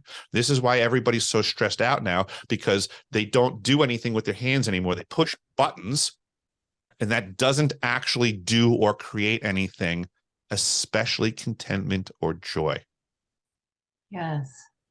Well, And we've been And in the hills. We know these are, yeah, these are it. things. So these are things that people can learn from, to know thyself. Know that at the end of the day, you will be happier by doing something with your hands. Have a hobby. Our ancestors knew this. Hobbies were a way for you to create.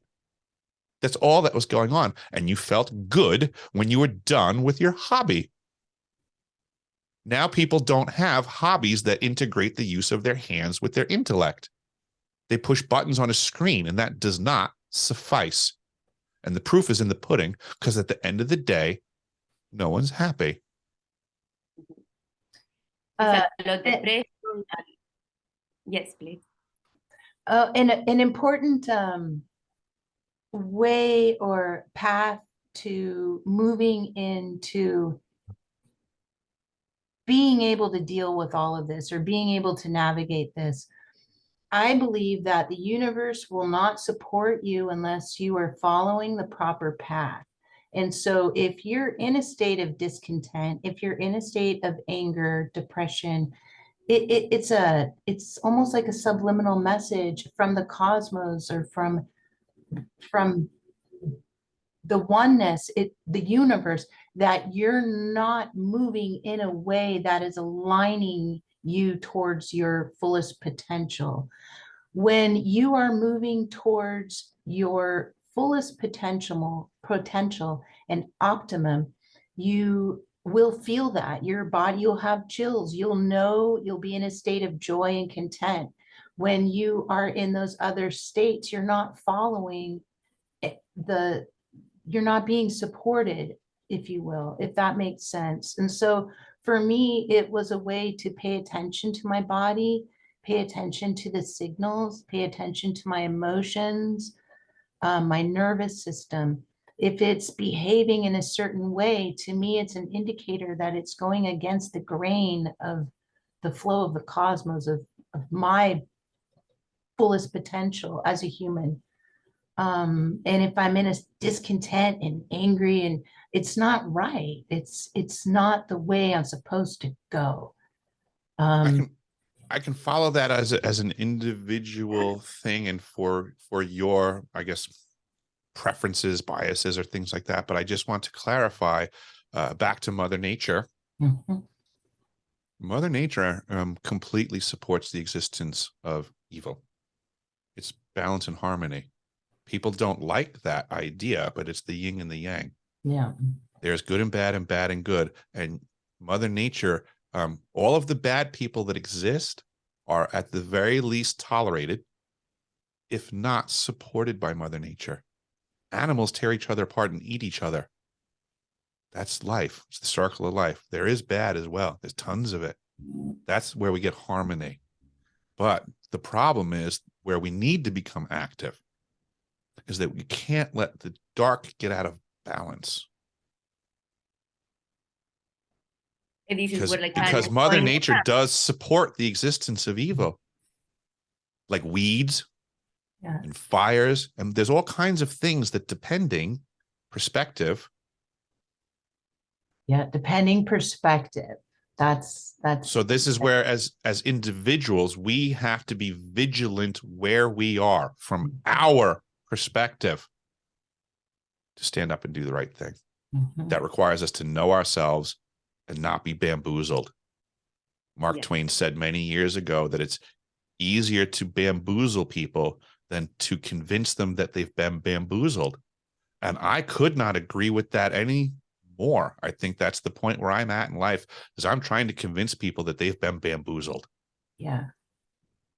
And I'm not doing a good job of it. I disagree, Eric. I 100% disagree. I think you're doing a great job. It's like a slow, tedious process. You know, you're up against a fucking beast. Well, I guess I'm just really impatient then. I Yeah, thought this was going to go quicker. Yeah. I have to work on my never patience. The bigger things never come quickly. They has to be processed, a healing. They become bigger.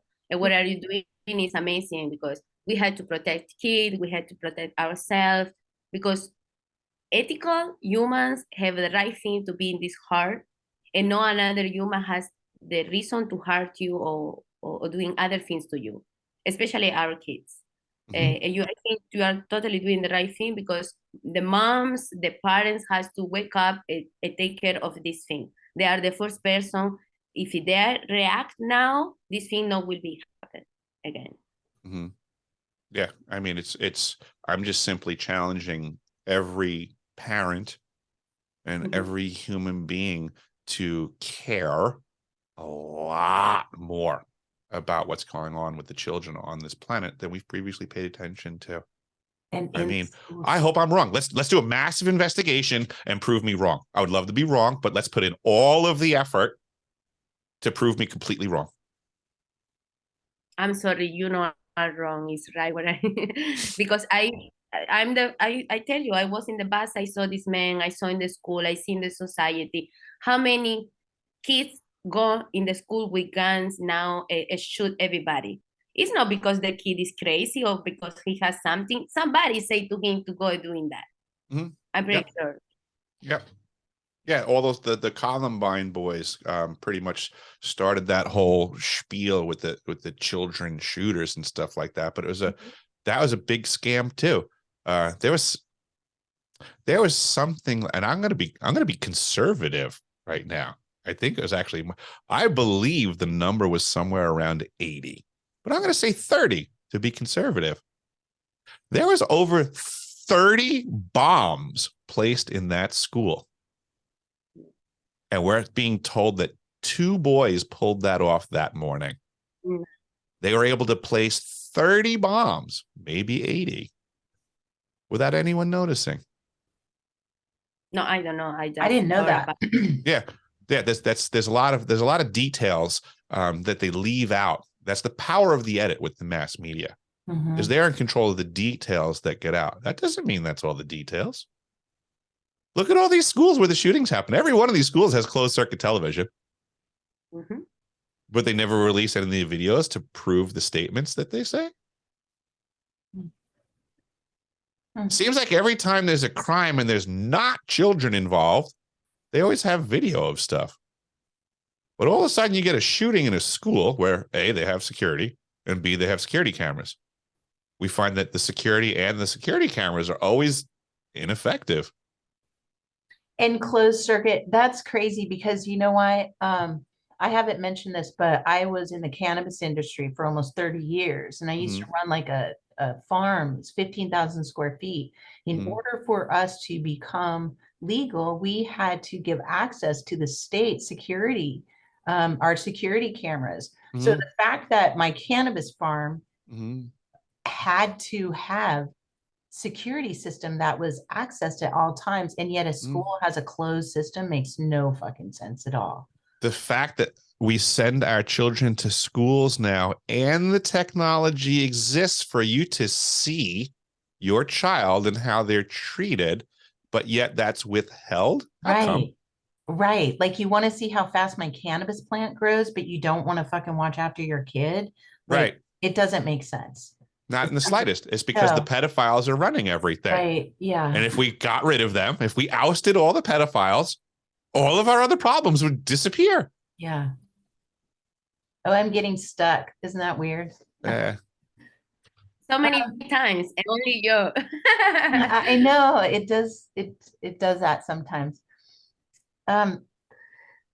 Eric, I feel like I would love to keep going on some topics, but I want to like give bite-sized pieces to people. There was a lot to digest in what we just, the topics that we just brought up.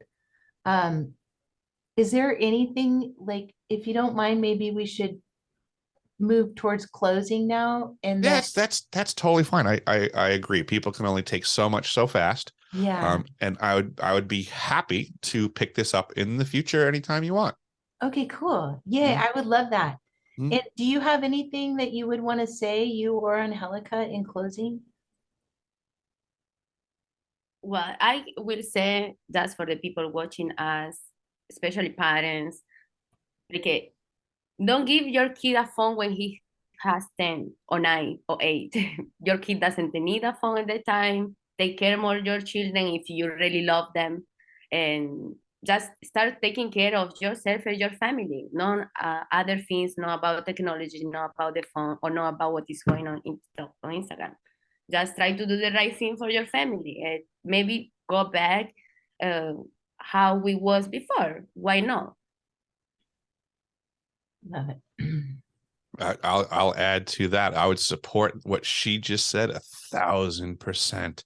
Let's start teaching children about how awesome reality is, not virtual reality. Virtual reality is lame. Real reality is awesome. Learn about traveling, going to other countries, meeting other people. Go to Venezuela. I want to go to Venezuela really bad, actually. I'm jealous. So that's humanity. That's what they're trying to stop us from doing. That's one of the best ways that we could fight back, is to start traveling more than we've ever done. That'll drive them nuts. You want to see the overseers flip out? Everybody start traveling. Travel more. That'll drive them crazy. Go meet people. Talk to them. We learn so much from culture. I've been in a lot of places. I can stop learning from the small thing that you can do about food, or how they can grow other kind of food, or how they have totally different system. It's amazing. It's your mind will be an explosion of idea. It just sharing love and compassion. It just not see the different from us, because the government make the difference. I don't make different for the other people. They teach me how to make the difference. Yep, it's that human connection that they've been trying to disconnect us since they made travel cost prohibitive. That was programmed. It shouldn't cost us this much to go meet each other. Right. You know, so everything people should be doing now, I think, is just simply connecting on a more human level. Disconnect yourself from the technology is how you start mending yourself. You know, people used to have like remember the planking challenge? 30 seconds a day planking, and then a minute a day planking, and then you can get up to 5 minutes a day planking, right? How about the no technology challenge? Yes. Your phone rings, you wait 30 seconds. You don't have a panic. It doesn't need your attention right away. Then you start with 30 seconds. Maybe you leave your house. Go out for a walk for 5 minutes. Go for a walk in nature without your phone. Start at 5 minutes. Then make it 10 minutes. Maybe someone can work up to the point they can leave their house, go to the grocery store, make the entire trip without their phone.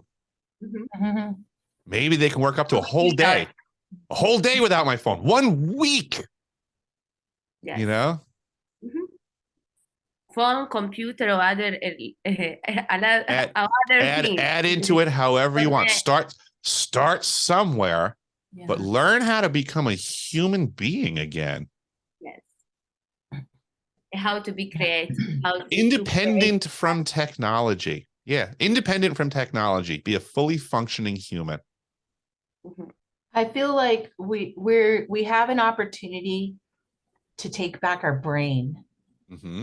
And when we do so, the beauty of what's after that, and maybe I don't want to say beauty because I don't want to but I cannot wait for what's ahead. There's so much, once we kind of move through all this swampy bullshit and we clear our brains out, and we're in a reality where we would have free will. We have free will. Yeah, we're sovereign. Right. Yeah. Because the funny thing is we are having a conversation about that in the future. And I hope that everybody's paying attention to the fact we don't have that right now. Yeah. We're dreaming right now. This is a conversation we're having right now. We're dreaming about the future when we have free will. And I'm just going to say you're right. Because this is the whole point of this conversation is we're losing this war. And I would say, ladies, isn't it really easy to look around and see that we currently don't have free will? Yes. Right? We already don't have free will. What are you free to do when we get out of this conversation? You know what I'm saying? What is the limits of your freedom when we get off this phone call? How free are you really? What choices do you have that you can make today with your supposed freedom? I would say those choices are very limited. And those limitations are caused by someone else, which is the definition of not being free. Do you think that we're moving towards being free, Eric? Do you think, what are your thoughts? No, I think we are currently losing the war against this nefarious technology. I believe that is the general direction of the momentum, and following Newton's laws of motion, until you can present me an equal or opposite force, I'm going to say I see the momentum. I'm hoping to be part of the equal and opposite force, but it's not present. Well, I'm there. Fair enough. I'm part of this equal and opposite force. I have a lot of things to work on, and a lot of my parts of my cells that need. Then we're growing. We're growing in force and mass then. Yeah, let's expand. Yeah. Let's expand, because I refuse to think that they're going to get one over on us. I know that they have. I know that they are. But I really feel like a big old fuck it. Screw them. Yes. I do not concede a loss in any way, shape, or form. I am not a quitter on this. I am not negative. I am not a naysayer saying that we cannot win. I would not be talking. I'd be hiding out somewhere, shutting my mouth. If that's what I thought was going on, I would not be doing what I'm doing. I'm emboldened. I'm not shutting my mouth because I am thoroughly convinced that we, the people, can vanquish our foes. Yeah. Especially they give us a weapon, but we can use it like a in the other way for communication with us, because before we don't have to communicate with China, with India, but now we totally can do. We just making a call, looking on other people's, no problem. I think we just have to turn around the situation and take advantage of that. We will figure something out. We don't have the answer yet, but that's okay. You can make the first step on the staircase without having to know what's all the way up on the top. You just know you're going in the right direction. I 100% agree. We're just kind of just the idea of that we're considering the theories or ideas and observations that you've presented and other experiencers or people or have presented, or reflecting on our own personal memories. Like just the fact that we're contemplating these is moving us towards that direction. I think. I agree. I think of it like the 100th monkey experiment. Yeah. It's just a matter of time before we tip the scales, and enough good people are aware of what the bad people are doing, and then we'll just stop them by whatever definition is required at the time. Because it's if all it takes for bad people to win is for good people to do nothing, then the only thing it takes for the good people to win is something against the bad people. Right. It's that easy. It's just that we're all caught in the nothing right now. I have full faith in humanity that they can do something about this. I do too. I see them in this, when you just open your eyes and you're kind of yawning and not really realizing what your day is yet. That's kind of how I feel like I'm in my own self, but I kind of see people moving towards that slowly but surely. I think I'm saying the same thing over and over again. Well, you gals reached out to me, so that's a positive note for people, waking up and figuring things out. Yeah. Eric, just back to you and your work again. I just want to say thank you, thank you, thank you.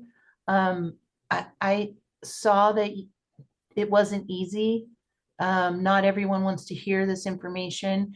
It doesn't agree with some people, but again, I think that's part of the beauty of having these discussions. I don't need to agree with everything that you say. I don't need you to agree with everything that I say, but I love and honor and respect you for coming here and discussing and talking. It just is so healing to be able to have discussions and be able to hear things without filtering it with my emotions. Just to openly access your information means a lot. And I see that you continue to put it out regardless of what the receiver is going to. You don't give your information based on how someone will receive it. I do not. And I really like that. I really like that. I mean, I love it, to be honest. And you're so authentic. And thank you. Thank you for receiving my information and giving me the space, and more or less respecting my experience. It's appreciated. These are not fun topics to discuss. They are challenging and painful, and you did a great job of making it comfortable. So I appreciate that. I'm trying to get this information out, and you're helping. So thank you.